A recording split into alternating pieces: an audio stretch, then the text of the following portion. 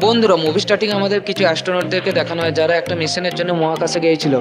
কিন্তু হঠাৎই তাদের মধ্যে একজনের প্রবলেম দেখা যায় এবং তার মুখ থেকে অবিরত জল বেরোতেই থাকে।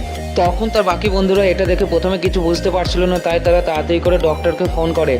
তখন সে ডক্টরটা তাদের কাছে আসার জন্য দৌড়াতে শুরু করে এবং দৌড়াতে দৌড়াতে তাদের কাছে বলে তাদের ওই সঙ্গীর কাছ থেকে যেন দূরে থাকতে। এরপর আমাদের আবার সেই অ্যাস্ট্রোনটকে দেখানো হয় যাকে তার বন্ধুরা মিলে একটা বেডের ওপর শুয়ে দিয়েছিল এবং ডক্টরের অপেক্ষা করছিল।